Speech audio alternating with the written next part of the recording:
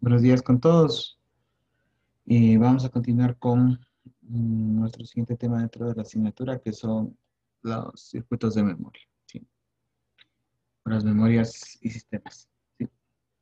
Bien, entonces, dentro de esto vamos a ver algo acerca de lo que es las memorias SRAM, SDRAM, PROM, la flash memory y sería el memory flash. Sí, no lo vamos a ver desde un punto de vista como siempre ustedes lo han acostumbrado a ver, sino ya desde un punto de vista arquitectónico. Bien, entonces,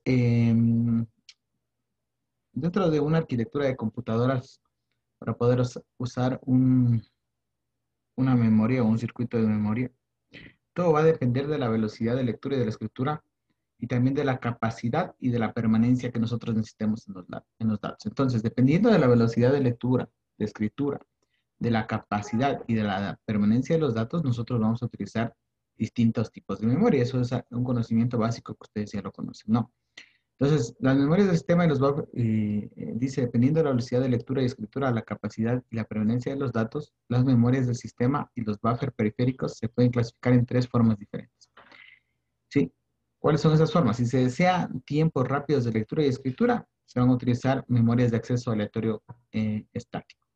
Y entonces nosotros si necesitamos una alta velocidad de lectura y escritura, vamos a utilizar memorias de la arquitectura SRAM. ¿Sí?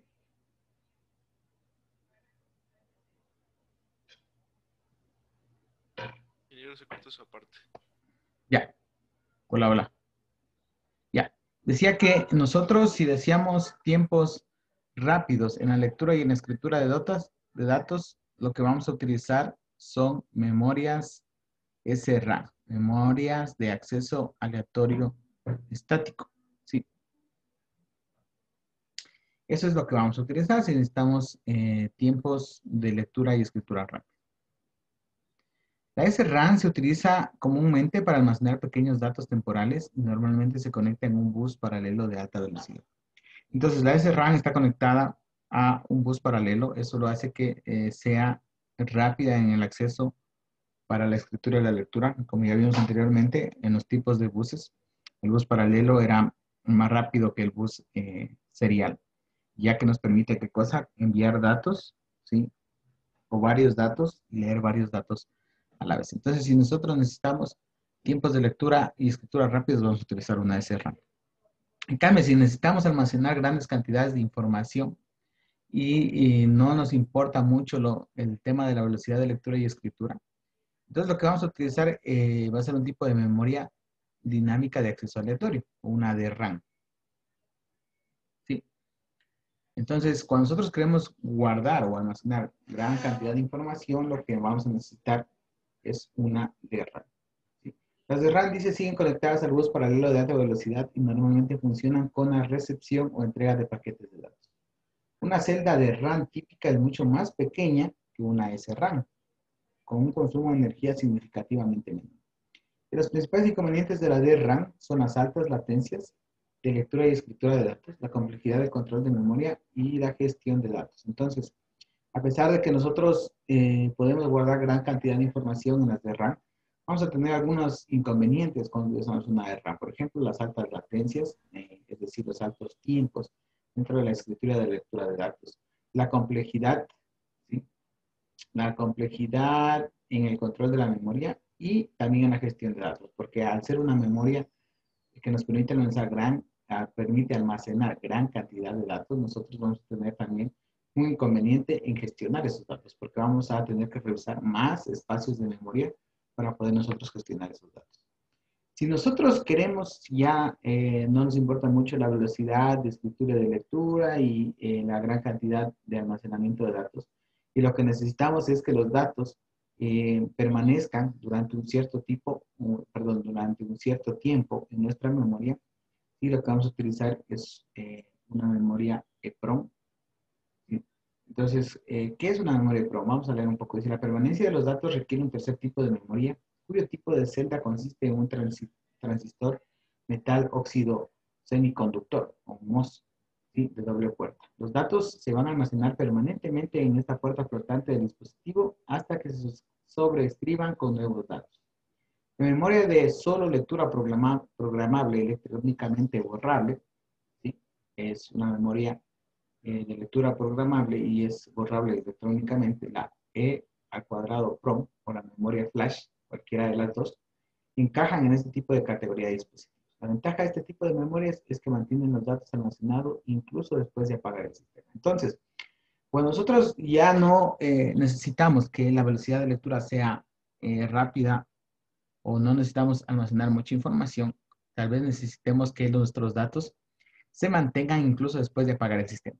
Para nosotros poder hacer ese tipo o para poder mantener nuestros datos de esa forma, o lo que vamos a utilizar es una memoria de solo lectura, programablemente borrable, EEPROM, o una memoria flash. Cualquiera de las dos nos permiten a nosotros guardar datos inclusive aún después de apagar el sistema. Bien, entonces estos son los tres tipos de memorias que nosotros vamos a poder utilizar o que vamos a revisar. Las SRAM, ¿sí? Que son las memorias de acceso aleatorio estático, ¿sí? O Static Random Access Memory, ¿sí? Static Random, acceso aleatorio, ¿sí? De memoria. La SRAM, la Synchronous Dynamic Random Access Memory, ¿sí? Que es la memoria dinámica de acceso aleatorio. Y finalmente vamos a poder utilizar una Electrical Eraser Programable Read Only Memory, que es una memoria, ¿sí? Una memoria de lectura, que es perdón, una memoria de lectura programable y que se puede borrar electrónicamente. Entonces, estos tres tipos de memorias son las que vamos a estudiar durante esta parte de la unidad. Bien. Bueno, estábamos hablando acerca de esta memoria de la EEPROM o de la memoria flash. Las dos son memorias que son de lectura programable y son electrónicamente borrables. ¿Sí? Decíamos que la ventaja de este tipo de memorias es que mantienen los datos almacenados incluso después de apagar el sistema. Pero sin embargo, esta memoria es más lenta en comparación con todos los demás tipos de memoria y está sujeta a un número limitado de ciclos de lectura y escritura. Este tipo de memorias, por lo general, si ustedes se han dado cuenta cuando tienen, no sé si todavía tendrán impresoras en su casa o ya todo casi lo hacen digital, pero cuando nosotros tenemos una impresora en nuestra casa, imprimimos una cierta cantidad de hojas y va a haber un momento en que nos dice que ya no podemos imprimir. Entonces, dentro de una memoria electrónicamente borrable que está dentro de la impresora, existe o esa memoria está puesta hasta un contador. Supongamos que nuestra impresora puede imprimir hasta 1000 hojas. Entonces, el momento que yo imprimo 1000 hojas, el contador llegó a 1000. Como esa memoria ya llegó hasta 1000, ya no puede ser borrada manualmente. Y te sale un mensaje que ya no puede seguir imprimiendo. La única solución es cambiar ese chip que así les saben decir cuando llevas tú una impresora para que te cambien ese, que es una memoria, ¿sí? Y ponerle una memoria nueva con un contador nuevo y que pueda imprimir nuevamente o borrarla electrónicamente. Entonces, ahí estamos utilizando una memoria electrónicamente borrada. ¿Sí? Dice, su óptimo uso es, por lo tanto, almacenar datos permanentemente para los sistemas operativos incorporados en avios, especialmente en los dispositivos portátiles, donde el consumo de energía es crítico. Un sistema informático típico puede contener uno o las tres tipos de memorias dependiendo del uso y aplicación del software. Entonces, nosotros dentro de un sistema informático podemos encontrar uno o los tres tipos de memorias dependiendo de el uso que tengamos de ese sistema o de las aplicaciones de software que tengamos que hacer correr. Bien, vamos a adentrarnos un poco más en lo que es la Static Random Access Memory, que es la SRAM. Entonces, decíamos que la memoria estática de acceso aleatorio es uno de los bloques de memoria más fundamentales dentro del diseño digital.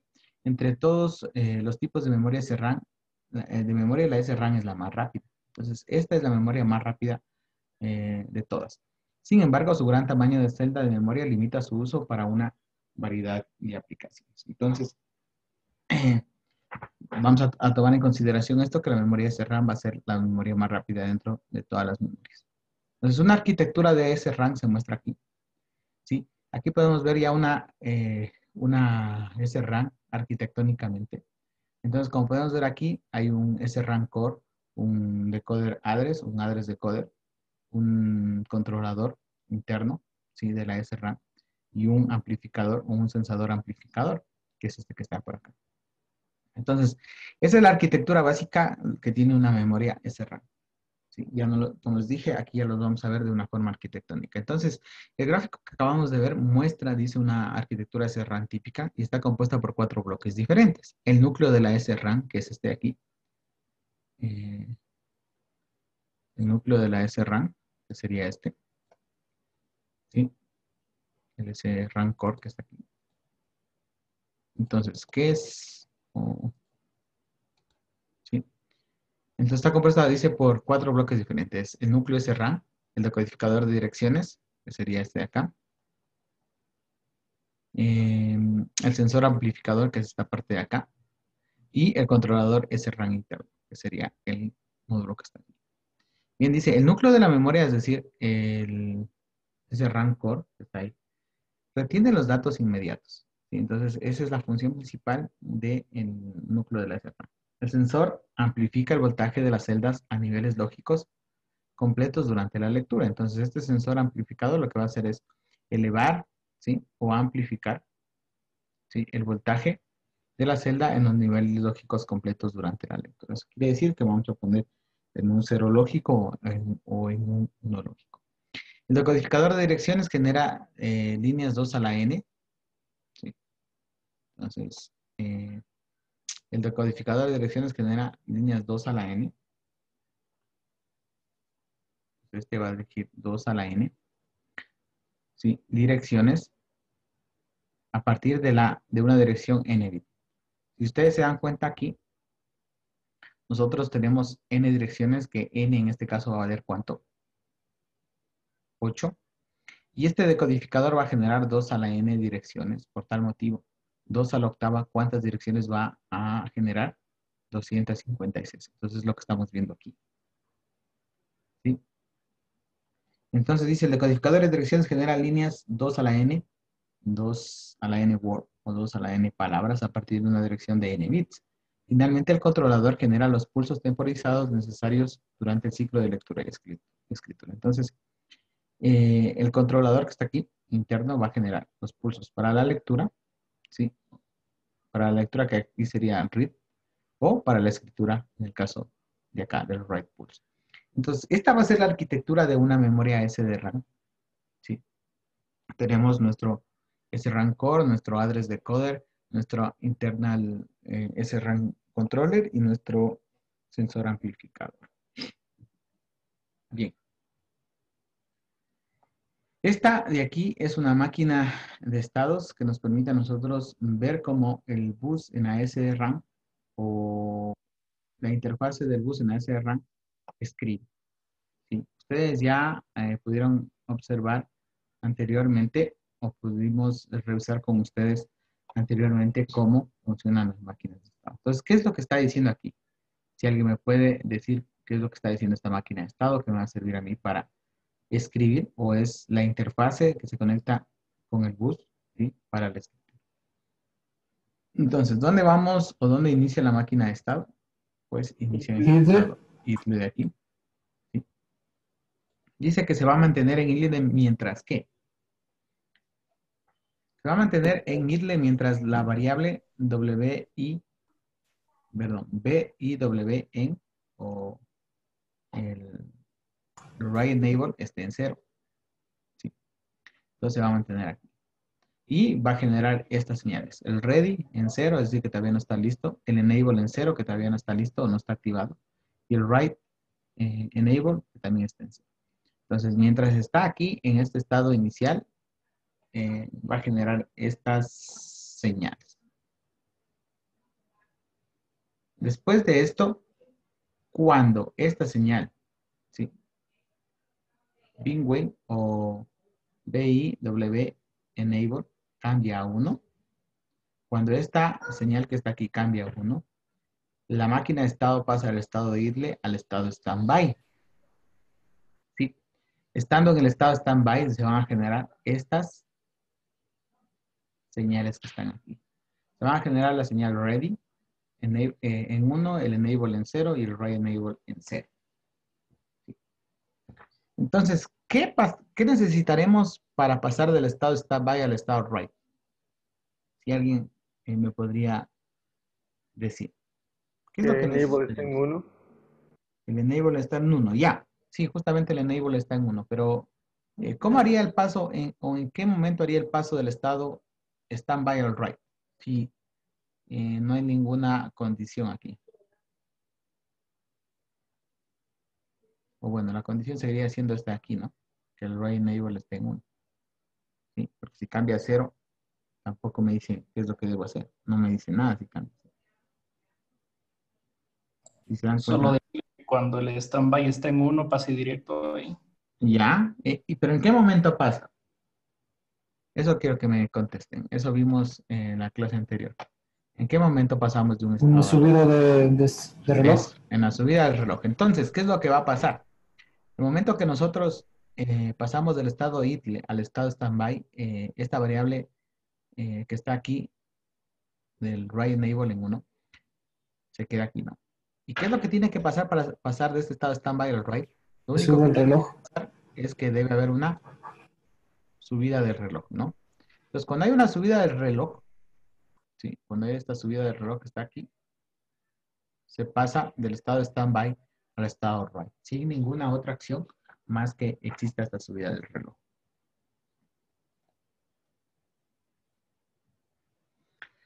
Bien. Entonces, una vez que estoy en estado right, yo me mantengo en ese estado right mientras el right sea igual a 1, el status sea cont o basic. ¿Qué significaba el estado cont o basic dentro de los buses? Recuerden que esta es una interfaz que está conectada a un bus para escritura. ¿Qué significaba el estado cont o el estado basic? Bien, el estado cont significaba que me encontraba dentro de una operación, una transferencia de datos, ¿no? Es decir, que estaba continuando con la transferencia. Y el BC, que me encontraba dentro de una operación interna o el bus se encontraba dentro de una operación interna. Bien, después de eso dice que mientras el número de direcciones sea menor que el número de paquetes, me voy a seguir manteniendo. Y las señales ahora sí, ya como estoy en el estado right, el ready se pone en 1. En el enable también ya se activa, es decir, estoy en 1. Y el write enable, que es para la escritura, se mantiene en 1. ¿Cuándo paso de este estado a este estado left right? Paso cuando el estado es cont, el write es 1, y cuando el número de direcciones es igual al número de paquetes. ¿Por qué tendría que tener esa condición? ¿Qué era el número de direcciones? Bueno, el número de direcciones son, si nos vamos o regresamos acá, sería lo que entra aquí, ¿no? El número de dirección. ¿Y cuántas, eh, y, y cuántas líneas de direcciones o qué es lo que hacía el decodificador? Dice, el decodificador de direcciones genera líneas 2 a la n word, 2 a la n palabras, a partir de una dirección de n bits. Entonces, si yo envié una dirección de 8 bits, yo voy a generar 256 palabras, ¿sí? Entonces el decodificador va a generar líneas 2 a la n palabras, es decir, 256 palabras. Por tal motivo, el número de direcciones tiene que igualarse al número de paquetes. ¿Por qué? Porque si mi memoria solamente me permite enviar un byte, es decir, 8 bits a la vez, yo tendré que esperar cuántas veces para poder tener 256 direcciones. Entonces, yo lo que tengo aquí es que igualar el número de direcciones que entraron al número de paquetes. Es decir, igualar 2 a la octava hasta llegar a, perdón, desde 8 hasta 256. Entonces, cuando yo envíe o termine de enviar el número de direcciones que son las 256, el número de direcciones se va a igualar al número de paquetes. En ese momento yo voy a tener que cambiar el estado right al último estado que está aquí. ¿Sí? Y aquí ya el ready va a estar en 0, el enable en 1 y el write enable en 1. ¿Sí? Y el status se va a cambiar a idle. Solamente me voy a mantener en este último estado si todavía el bus tiene alguna operación pendiente por hacer interna, que sería que el estado del bus sea busy. ¿Sí? Entonces, aquí yo tengo y máquina de estado de escritura, ¿no? Dice SRAM Bus Interface, perdón, for write. Entonces, es una interfaz del bus de la SRAM para la escritura. Y acá lo que tengo es, sí, una interfaz del bus para la lectura. Entonces, aquí en la lectura voy a entrar una variable VRAM, ¿sí? Va a estar en estado idle. Mientras esta variable se mantenga en 0, sigo aquí. Cuando esta variable cambie a 1, cambia el estado standby. Y aquí, asimismo, tendré que esperar una subida del reloj para cambiar del estado standby al ready, o al read, perdón. Aquí me voy a mantener en este estado en las mismas condiciones que lo hice con el write, mientras el número de direcciones sea menor al burst o al número de paquetes, y mientras el estado sea const o busy y el write sea 0. ¿Por qué el write es 0 y no es 1? Porque si nosotros nos damos cuenta o revisamos lo que habíamos visto en las clases anteriores, el write es una señal que sale del bus master y me dice que cuando es 1 va a ¿qué? A escribir, y cuando es 0 va a ¿qué? A leer. Entonces, por eso el write aquí es 0 y no es 1, porque estamos leyendo o estamos conectados ahorita en la interfaz del bus de la SRAM para poder leer. Entonces, el write no puede ser 1, sino tiene que ser 0, porque según las tablas que vimos en alguna de las clases anteriores, en el capítulo anterior, donde vimos los buses, esa señal write decía que va a decir si es que se escribe o se lee. Y decía que se escribe cuando esa señal write está en 1 y que se lee cuando esa señal write está en 0. Y en asimismo, el número de direcciones tendrá que igualar al número de paquetes, ¿sí? Y ahí podremos pasar del estado read al estado lateral. Bien. Y finalmente estaríamos entonces nuevamente en el estado idle, ¿sí? Cuando el status del bus se ponga en idle o sea en un estado de RCT. Entonces, como ustedes pueden ver, aquí estamos ocupando otras dos máquinas de estado que nos permiten a nosotros ver cómo una memoria SRAM escribe o una memoria SRAM lee. Bien, entonces ya hemos visto cómo está compuesta arquitectónicamente una memoria SRAM. Tiene 4 módulos y qué hace cada uno de esos módulos, y también cómo funcionan las máquinas de estado de las interfaces del bus de la SRAM para escribir y para leer. Bien. También vamos a ver lo que son las memorias SRAM. Pues la memoria síncrona de acceso aleatorio dinámico, que es la SRAM. Es una variable de la de RAM, ¿sí? Y constituye la memoria principal de casi todos los sistemas informáticos. Dice que aunque su capacidad puede ser de muchos órdenes de magnitud más alta que la SRAM, carece de velocidad, por el mismo de hecho de que es más grande y que tiene más espacios en los que yo tengo que buscar para poder escribir o leer. Por lo tanto, su uso se limita a almacenar grandes bloques de datos cuando la velocidad no es importante.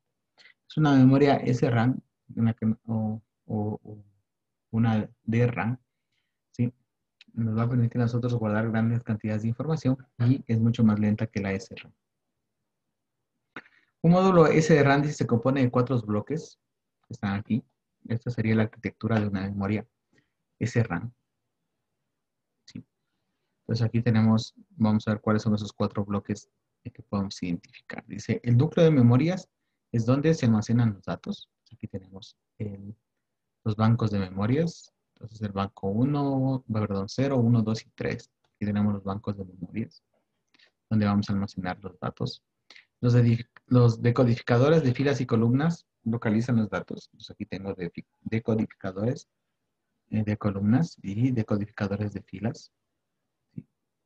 Estos van a decodificar o van a localizar los datos dentro de los bancos de memorias que están aquí. El sensor amplifica la tensión de la celda durante la lectura. Entonces aquí tengo así el sensor amplificador que está aquí, en la parte de acá abajo.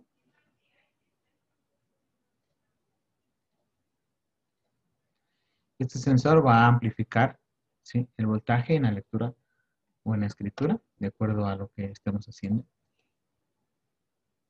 Y el controlador gestiona todas las secuencias de lectura y escritura. Entonces, el controlador lo que nos va a permitir a nosotros es, ¿sí?, controlar. Nosotros si tenemos, o estamos haciendo una secuencia de lectura o escritura. Bien, entonces aquí tenemos el banco de memorias. Serían estos de aquí.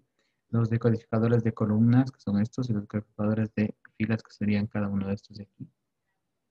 Los sensores amplificadores y tendríamos también el controlador de acá abajo, que va a gestionar la lectura y la escritura. Bien, entonces, ¿cómo funciona? Bueno, entonces aquí nosotros, como ustedes podrán ver, vamos a almacenar grandes datos de grandes cantidades de información.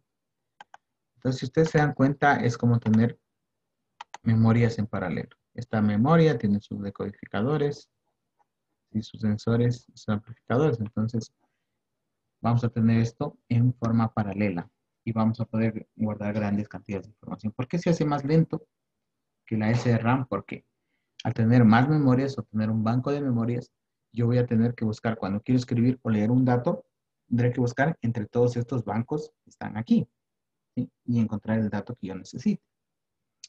Entonces la búsqueda se va a hacer más grande. Después de esto tenemos nosotros a la memoria, ¿sí?, a la EPROM, que era, o que decíamos que era la memoria de lectura programable, electrónicamente borrable, o solo de lectura programable, electrónicamente borrable, y que se considera históricamente el predecesor de la memoria flash. No la memoria USB, que ustedes llaman flash, sino la memoria flash que se utiliza dentro del BIOS, de los sistemas o dentro de las placas madres que ustedes tienen en sus computadores. Sí, entonces dice, la memoria de solo lectura programable e electrónicamente borrable se considera históricamente el predecesor de la memoria flash y también la memoria más lenta de un sistema informático. Su mayor ventaja sobre los otros tipos de memorias es su capacidad de retener los datos después de que el sistema se apaga debido al transistor MOS. Ya vimos qué significaba, de cuerda flotante en su núcleo de memoria. Entonces esa es la mayor ventaja que nosotros tenemos cuando utilizamos este tipo de memoria. Dice, su tamaño es relativamente pequeño en comparación con los discos duros electromecánicos.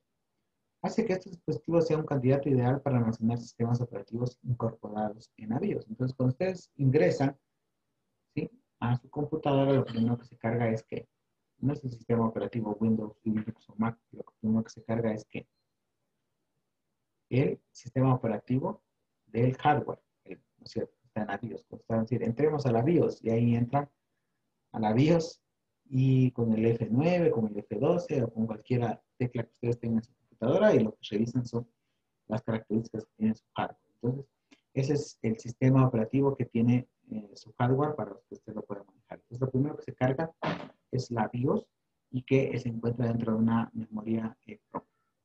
¿Sí?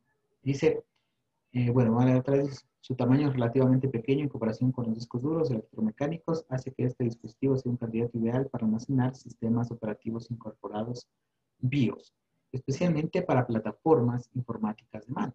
Una memoria PROM típica está compuesta de múltiples sectores, cada uno de los cuales contiene múltiples páginas, como se muestra a continuación.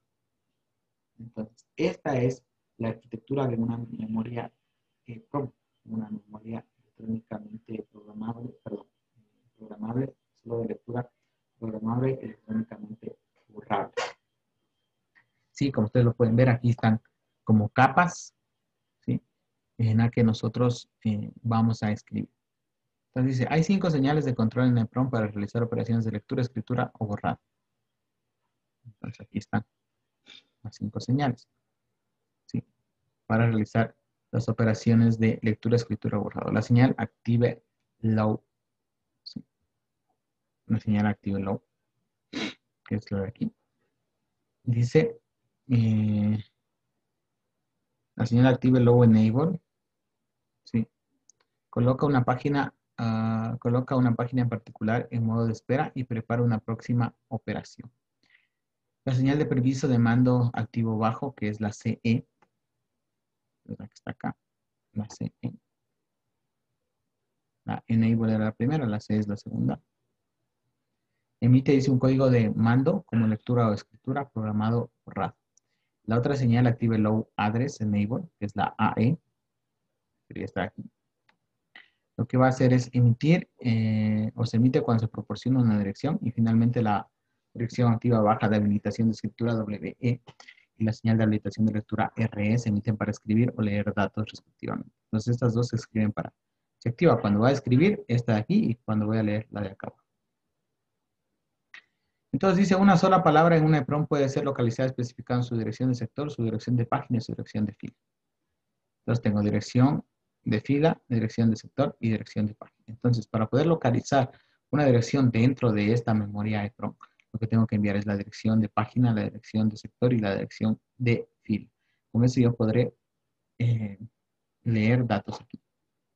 ¿Sí? Entonces esto es como una matriz o como un cubo. No salió mal.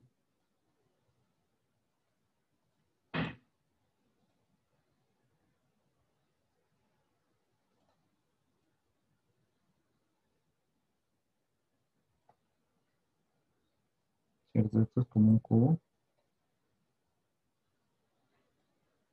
Y yo tendré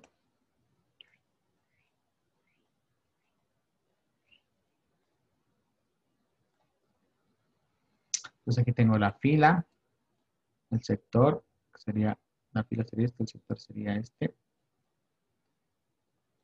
Y la página serían las que vienen acá atrás. ¿Sí? Entonces, así más o menos. Bien. Entonces, esta es la forma o esta es la arquitectura que tenemos de una memoria EPROM.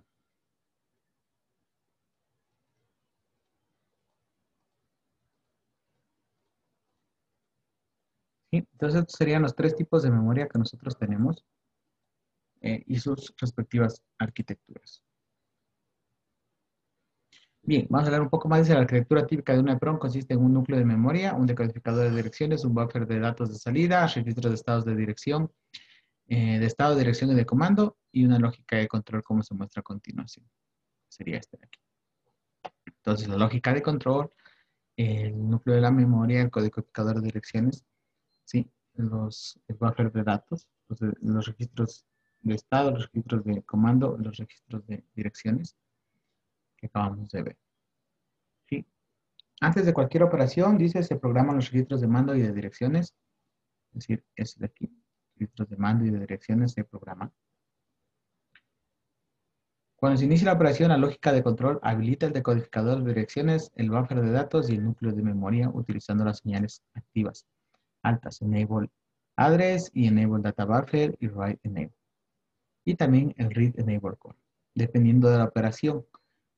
Las direcciones, la dirección almacenada en el registro de direcciones se decodifica para apuntar a la ubicación de los datos.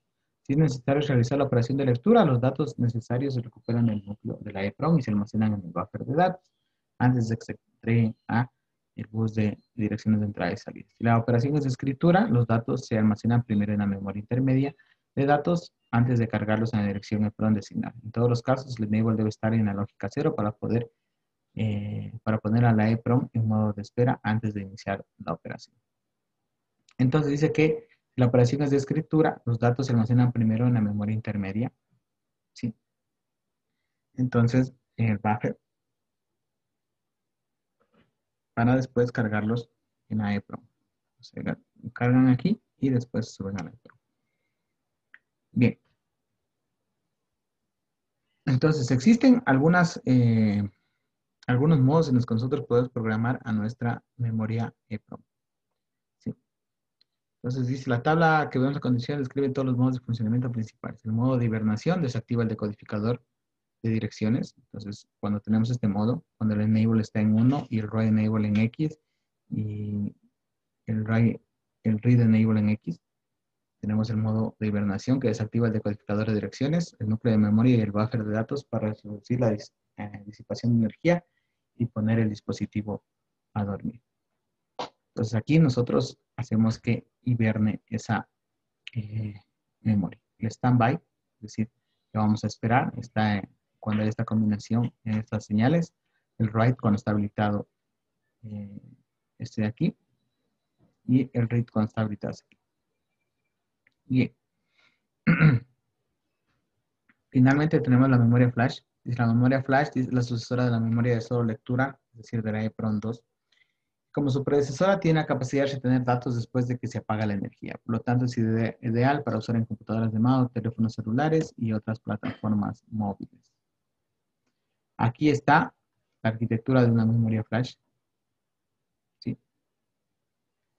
Entonces, una memoria flash, dice, típica, está compuesta de múltiples sectores y páginas como se muestran en la figura que acabamos de ver.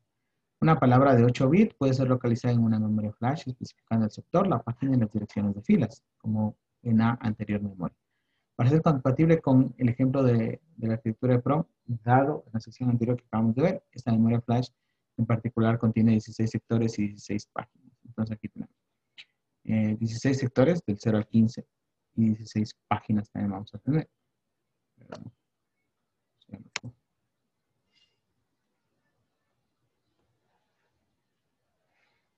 Bien.